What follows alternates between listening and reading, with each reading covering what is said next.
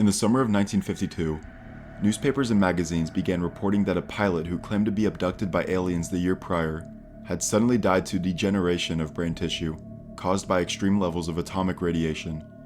This captured the attention of believers and skeptics alike, all over.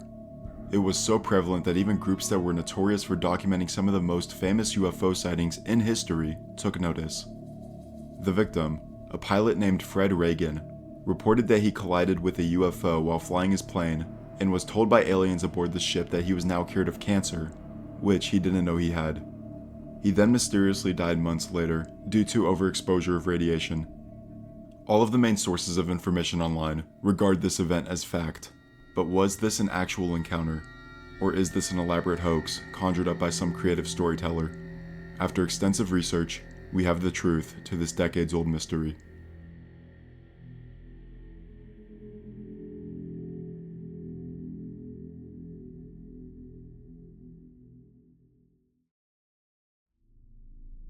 Before we dive into the research that determines the validity of this story, I'd like to give a relatively detailed explanation of the report that the more well-known websites claim.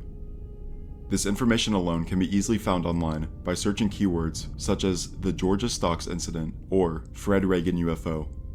More and more details of this encounter will be revealed as the video goes on. Fred Reagan, an experienced pilot, was flying his Piper J3 Cub over Georgia when he felt a mysterious force pull his plane upward, colliding into an unidentified flying object. According to Reagan, he described the craft as having a lozenge, or diamond shape to it, and was bright and dazzling. Finding himself suddenly inside the strange craft, he encountered three entities, roughly 3 feet in height, which he likened to giant metallic stalks of asparagus. The hovering creatures, or perhaps robots, spoke to him in perfect English and apologized to him for the accident. They then gave him a quick medical exam and informed him that he was now cured of cancer, which he never knew he had. It was then the aliens deposited him back on Earth. Fred was eventually found unconscious by rescue crews in a field without so much as a scratch, along with the wreckage of his plane nearby. Its engine was buried almost 6 feet into the ground, having fallen thousands of feet. It was said to be a miracle by all that Fred had survived to recount his story. However, 11 months later, Fred Reagan died mysteriously of degenerating brain tissue, a symptom of overexposure to atomic radiation. Newspapers regarding the incident said authorities were unable to give an explanation. Sources online dubbed this as the Georgia Stalks encounter due to the abduction happening over Georgia and the aliens looking similar to asparagus stalks. Personally, this basic rundown of the story and lack of specifics did not satisfy me, and I spent a few moments looking for the sources of the information on these websites. Lo and behold, my next clue was found in an archived document of UFO reports from the years 1950 to 1951, documented by the Center for UFO Studies. The Center for UFO Studies, or CUFOS, is a privately funded UFO research group and was founded in 1973 by J. Allen Hynek. At the time of founding, Hynek was chair of the Department of Astronomy at Northwestern University in Illinois, and was even a scientific consultant for Project Blue Book, which was a study conducted by the U.S. Air Force regarding UFOs. They have a reputation for documenting some of the most obscure UFO cases in history, and is known for giving very reliable details for even some of the most unknown reports. Like I said earlier, Fred Reagan's abduction is documented on page 32 of this archive, telling relatively the same story but with a few new details. According to CUFOS, Fred Reagan was thrown out of his airplane after colliding with the object, and actually remembers falling from his plane, but he abruptly stopped in the air, as if time froze. He was then lifted into the craft. The aliens then told him in a soft mechanical voice they were observing his primitive civilization and apologized for the collision. They then continued, "We have corrected an abnormality in your body called cancer. We offer this as slight reparation for the loss we have caused you." CUFOS claimed that Fred Reagan woke up in a hospital bed, contrary to the common report that he awoke in the field next to his plane. However, all reports aligned stating that Fred was completely fine, even though his plane was 6 feet underground, with everything about it absolutely obliterated. He shouldn't have lived, and it was a miracle he did. But again, unfortunately, he did pass away in a mental asylum not even a year later, due to overexposure of atomic radiation. This very random death completely blindsided authorities, giving them no explanation and letting conspiracy theorists run rampant with the idea that Fred Reagan was in fact telling the truth. This discovery of information was exactly what I was looking for, as we finally had more details to a very basic story.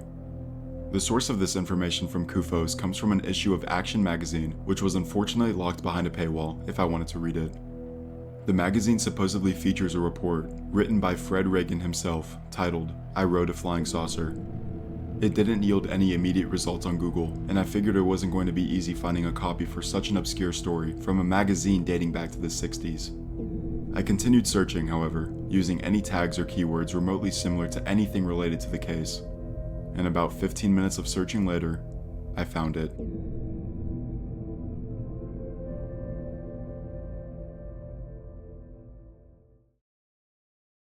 This next source of information is ripped from Flying Saucer News in a June 1963 edition of the article.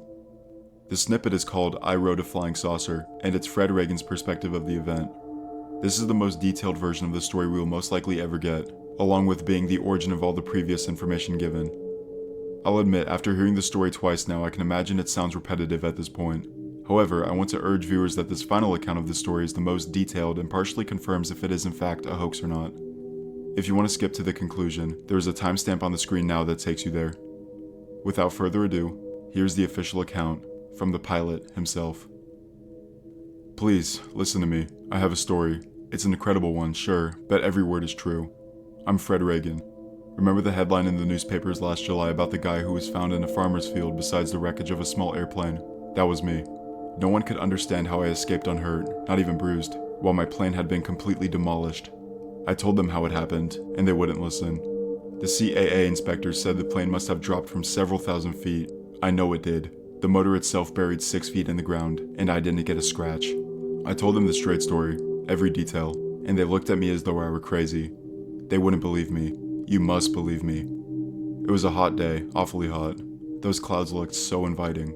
I took off in my Piper Cub, and soon I was climbing past the lower clouds until my plane wouldn't go any higher. I leveled off in the cool, clean air and glanced at my altimeter. Almost 8,000 feet. Suddenly, I saw it. It looked like a bright, dazzling lozenge in the distance. Slowly, it grew larger. Then, I realized it was one of those flying saucers I've read descriptions of in magazines and newspapers. I watched it grow, tried to judge its size and distance, but couldn't. It was too brilliant and had no definite shape. It looked like, well, like a glowing lozenge, that's all. I banked my plane and headed for it. I don't know why exactly. I think I had a funny idea that I could chase it, capture it, solve the mystery once and for all. Too late. I saw it was coming right at me. Frantically, I threw my plane into a tight diving turn, but it hit me anyway. It hit me, I tell you. I heard the ripping and felt the shock as it tore away the tail. And then I was falling. I was thrown clear out of the plane. I could see it with its motor still running, diving with me. The tip of the wing slanted by as it fell. The ground rushed to meet me. The wind hit me in the face, choking, blinding, and me with no parachute. I knew this was the end.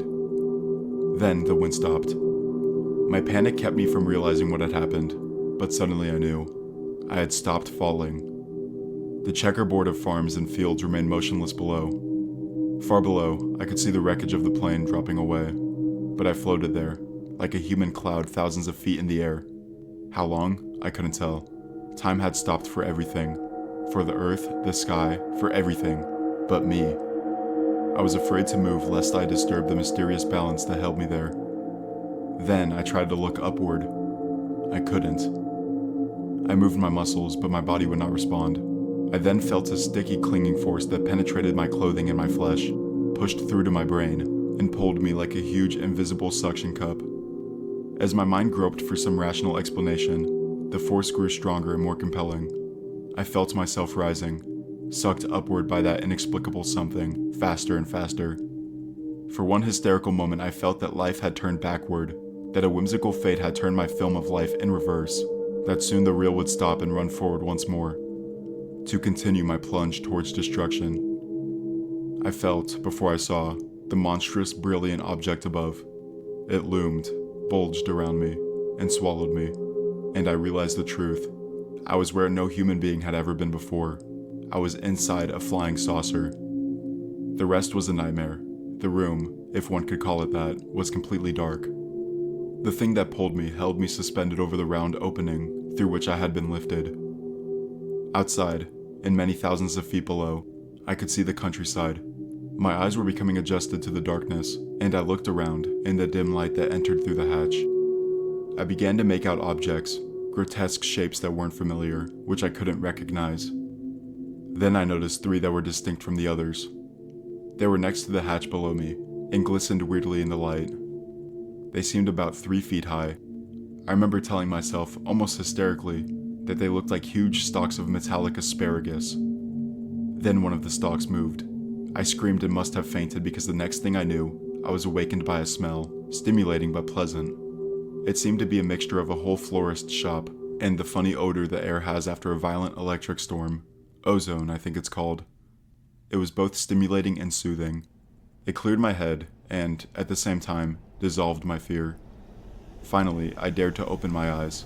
The room was dark except for a pinpoint of blue light some distance away. I couldn't tell how far.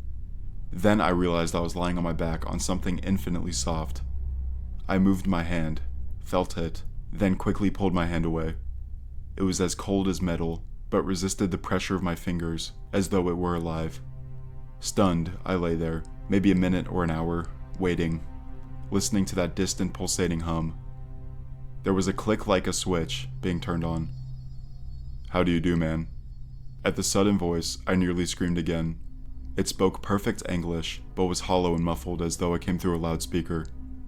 It continued in an expressionless monotone. "Do not reply, only I shall speak. We, from outside your planet, extremely regret the unavoidable circumstance that caused our vehicle to collide with yours. We are here only to observe your primitive..." The voice hesitated, then began again. "Your civilization." The last word was spoken slowly, each syllable pronounced separately and deliberately. "We do not wish our activities to interfere with man living in any manner. We cannot replace your vehicle, but we have examined your body and assured ourselves of its undamaged condition. We have also corrected an abnormality in your body, which we have found is most common in your species. It is called..." Again there was a hesitation, as though the speaker were groping for the word. Then it came. "Cancer." I was aghast. Cancer? Did I have cancer? And these things from outside our Earth, did they know the cure for cancer? The voice continued. "We offer this as slight reparation for the loss we have caused you. We shall return you to the surface of your planet. We caution you, for your own peace, not to reveal your experience with us. You will not be believed." A pause. Then, "Think of us in kindness." The switch clicked, and there was only the hum once more. I lay there, soaked in sweat. It must have been a dream. The humming grew louder, more shrill. A blue light came close, danced before my eyes, then was gone. The humming stopped. There remained only silence and darkness. I opened my eyes to bright daylight shining through the windows of my room. It was a real room with curtains, white walls, and a bed with cool white sheets. I saw a doctor, a nurse, and several men looking down at me. They told me how they picked me up near my plane, uninjured. They discussed my miraculous escape, and then asked me what happened. I told them, and they wouldn't believe me. Just as the droning loudspeaker saucer voice had warned me. I've tried to forget my adventure, but I can't. I have relived it over and over again, asleep and awake. I know every detail by heart. First I was proud of it. I had been the first visitor aboard a flying saucer. Now I'm ashamed of it. People point at me, laugh at me. That's the whole story, and someday, you and everyone else will believe me because it's all true. Editor's note: the following newspaper clipping recently came to our attention. Saucer passenger dies. Fred Reagan, who made headlines last year when he claimed he had been a visitor aboard a flying saucer, died today in the state asylum for the insane. The cause of death was determined to be degeneration of brain tissue. Authorities are unable to offer an explanation. So now that we have the full story from Fred Reagan himself, I can imagine what you guys are all thinking now. This guy is super dramatic. His tone was almost cinematic in a way, which I found sort of odd. From what I've seen in other cases, the people having abductions when asked about it are very blunt and straightforward, not really flamboyant like this guy is. What's also interesting is this encounter doesn't become public information until after this Fred Reagan guy passes on. And the earliest instance of the story being told is in 1962 after this guy dies. So the situation we have here is basically, oh, here's a really insane UFO encounter like no other, but the guy that experienced it just died, so now you can't ask any questions. Too bad, so sad. Unfortunately, this and other pieces of evidence I will now mention lead me to believe it is in fact a hoax. Coincidentally, the last pieces of media that I found were the most obscure and took a skeptical perspective on the incident. We'll first look at an archived copy on the MUFON UFO journal that dates back to April 1979. It gives the usual backstory of the encounter, but after it states that Reagan mysteriously died, it continues. However, in October 1972, UFO researcher Kurt Glemser wrote to the Georgia Department of Public Health requesting a copy of the death certificate for Fred Reagan, along with the facts surrounding his death. In response, Miss Martha Patillo, Assistant Director of the Vital Records Unit, wrote back, "We checked all the spellings of Reagan we could find, but were unsuccessful in locating any record of the death of the person in whom you are interested in. The alleged newspaper clipping reprinted above appeared in the original article in Action magazine, but could not be traced back to any newspapers ever published. In conclusion, the story seems to have no substance at all. In view of the fact there is no death certificate, no aircraft accident report could be found, and with no positive proof the incident even occurred, what we have left appears to be the ramblings of a ghostwriter's vivid imagination." I'd brush it off if it was only one claim of it being a hoax, but there was in fact another source claiming the story was a fraud. In a report written by Lauren E. Gross, documenting UFO reports between March and July of 1953, it documents the exact same events just described. There was no record of any Fred Reagan, plane crash, or similar death near that time. And lastly, according to Fate magazine from April 1973, it outright states the Fred Reagan encounter was debunked. So yeah, it does seem like this is a hoax, but as of right now, it's uncertain as to who wrote or came up with the story. The closest we get to an answer is the origins of the story, dating back to Fred Reagan's personal account. Over time, the story's specific details were lost to time, hence the lack of information when first looking up the incident. I also wanted to mention how such a crazy case like this, that would almost prove the existence of life beyond Earth, keep in mind, has no pictures of the abductee himself anywhere. I do want to give props to the story, as it is quite creative for its time and managed to get the attention of many large organizations dedicated to UFO research. I know it's an underwhelming end to such an intriguing report, but the search continues for the existence of life elsewhere. Thank you all for watching.